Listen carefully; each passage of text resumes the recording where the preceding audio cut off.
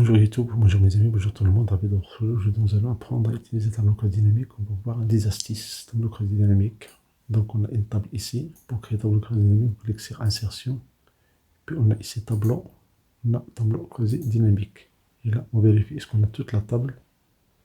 Puisqu'on a sélectionné jusqu'à D4, elle a pris juste D4. On clique sur ce bouton-là. On sélectionne toutes les titres. CTRL majuscule touche en bas.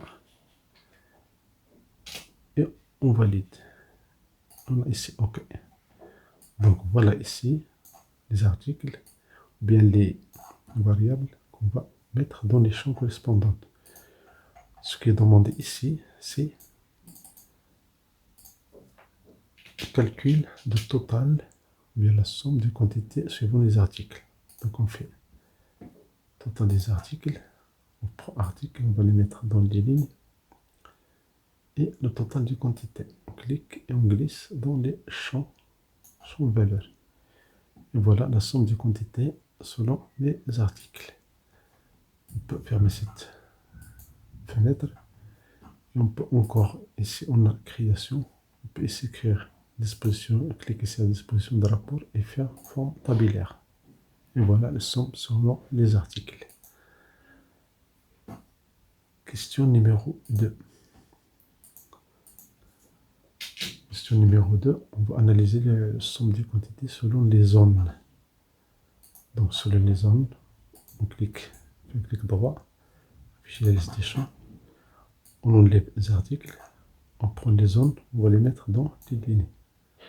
Et voilà le total des sommes selon les zones. Un bonus, si ce filtre-là, vous cliquez ici et ici. Vous avez filtre s'appliquant aux valeurs. Vous pouvez prendre par exemple les deux premiers. Puisqu'on n'a pas ici, on a dit juste 7. On peut prendre par exemple les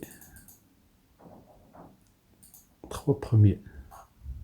Somme de quantité. Et voilà les 3 premiers. On a l'île, on a toutes les zones ici. La troisième question, c'est analyser les sommes de quantité suivant les articles et les zones. Donc on a le total de quantité suivant les articles et les zones. Donc on a les zones ici, on va ajouter les articles. On clique droit, afficher les listes des champs. On ajoute les articles. On peut ajouter les articles dans les lignes. Voilà, vous avez chaque article avec la zone correspondante. On a A, on a B, on a C. On va changer le zoom, comme ça vous allez voir toute la table. Donc on a A, on a B, on a C. On ferme cette boîte de dialogue. On a ici création. On peut générer des lignes vides. Et voilà. Donc on peut cliquer sur création, ligne vide. Ici, insérer un saut de ligne à chaque élément. Donc vous avez ici un saut de ligne pour chaque élément. Vous avez total A, total B et le total C. Si vous ne voulez pas avoir ce saut-là, vous cliquez sur création. Ici, ligne vide, supprimer les sauts de ligne. Vous avez ici A, B, C. Notre astuce, vous cliquez sur création et dans disposition, vous pouvez choisir de répéter toutes les étiquettes d'éléments. Vous avez total de A, B et C. Ça, c'est une solution. Une autre solution plus simple, cliquez sur afficher liste des champs. Vous pouvez mettre zone dans colonne. Et voilà, vous avez les zones et les articles et le total correspondant. Sinon, vous pouvez changer, vous pouvez mettre article dans les colonnes, zones dans les lignes. Et voilà, vous avez ABC et le total des zones pour chaque zone et pour chaque article correspondant. Question numéro 4, analyser les sommes de quantités suivant les dates. Donc on va utiliser ici les dates. Somme de quantités. Donc on a ici les quantités. On va enlever les zones, on va enlever les articles. On va cliquer sur les dates, on va les mettre dans les lignes. Et voilà les zones de quantité. Et vous voyez ici, on peut faire ça en groupant des dates. Si on choisit grouper, clic droit, on choisit les années. Et voilà, vous avez le total par année. Vous pouvez mettre les dates dans les colonnes Là, vous avez les années, vous avez le total des quantités. Sinon, vous pouvez le mettre dans les lignes. Et voilà, vous avez les années. Vous avez encore une possibilité de dissocier, grouper les années et les trimestres. Donc, vous cliquez sur grouper, vous pouvez choisir trimestre et année. Et voilà, vous avez les trimestres et années. Si on met les dates dans les colonnes, vous avez les trimestres et les années et le total pour chaque trimestre et pour chaque année. Une autre question, question numéro 5. Analyser les valeurs maximales des quantités suivant les années. Donc les valeurs maximales suivant les années. Donc on a les années, on peut ici enlever trimestre. Donc on a quantité, au lieu de voir les valeurs maximales, on fait un double-clic sur la cellule P3, on prend la valeur maximale. Si on fait une autre solution, un double-clic, par défaut c'est la somme, on fait un clic droit ici, et dans ce menu là contextuel, vous avez synthétisé les valeurs par la valeur maximale. Voilà, c'est la valeur maximale pour chaque année. Vous voyez, c'est la même valeur.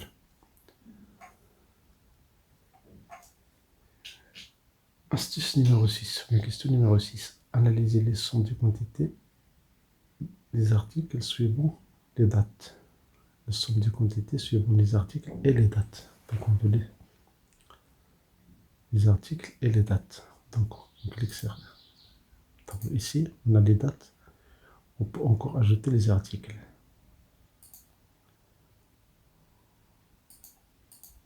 Clic droit, afficher la liste des champs. Sinon, vous avez ici analyse, tableau dynamique, vous avez affiché la liste des champs. On veut les articles, on veut les mettre dans les colonnes. Voilà, vous avez les articles et les dates. Sinon, vous changez le positionnement, vous pouvez cliquer avec l'article ici, les dates dans les colonnes. Voilà, vous avez le total. On n'a pas le total, on a la valeur maximale. Pourquoi? Parce qu'on n'a pas changé ici, on fait clic. On prend paramètres et on change fonction pour somme. Et voilà la somme par année et par article. La question numéro 7. La valeur minimale des articles vendus selon les zones.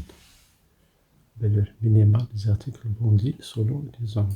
Donc on enlève ici les dates, les années. Les zones, on va les mettre dans les colonnes. On a ici les articles, on a ici la valeur minimale. On clique et on choisit la valeur minimale. Donc la valeur minimale, il y a des 0 ou bien des 1. Ça veut dire qu'il y a des zones où aucun article n'a été vendu, par exemple. Question numéro 8. Analyser les valeurs maximales des quantités suivant les années et les trimestres. Valeur maximale des quantités. Donc on enlève zone, article.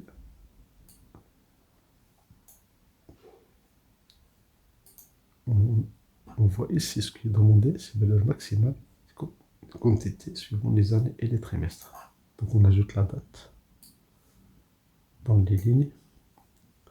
Vous avez trimestre, sinon, si on fait clic droit, on fait dissocier, on prend la valeur quantité. Immédiatement, au lieu d'avoir la somme, on veut la valeur minimale.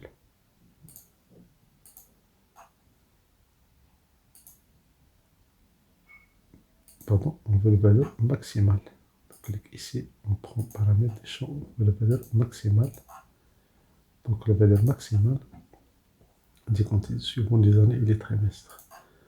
Donc on fait un clic droit ici, on fait grouper, on prend trimestre, année, on enlève mois et on valide.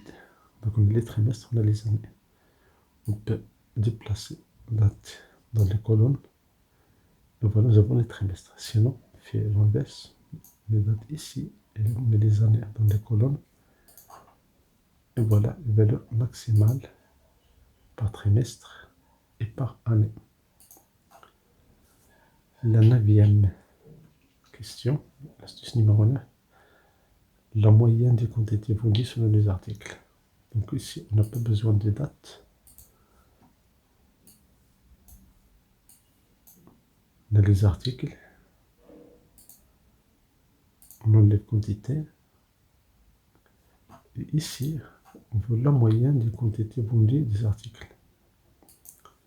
Donc on a les articles et on a la quantité. Au lieu de voir la somme, ici on prend la moyenne. Et vous allez voir, il faut changer le format ici. Pas besoin de sélectionner tout ça. Juste une cellule suffisante. Je fais un clic droit. Format des nombres. On prend le nombre. On prend le nombre des chiffres après la virgule. Et voilà, vous avez 5. Mais si vous pouvez changer ça, si vous prenez deux chiffres après la virgule, et voilà, vous avez ici des moyennes pour articles. La moyenne des quantités. La moyenne des quantités vendues. Et pour la 10e question, le 10e 6, la moyenne des quantités vendues selon les zones. On prend des zones. Au lieu de voir article, on va ajouter ici zone. Et là, nous avons zone et article. On ne veut pas article, on enlève ça. Donc, on a ici les zones. On peut mettre les zones dans les lignes. Et voilà la moyenne des quantités vendues selon les zones. Et si on pouvait changer les nombres de chiffres après la virgule, un clic droit, on prend format des nombres. Et si on prend un nombre après la virgule décimale, voilà aussi le résultat. Merci pour votre temps, merci de vous avoir cette chaîne, merci d'activer la notification pour recevoir des vidéos utiles et agréables.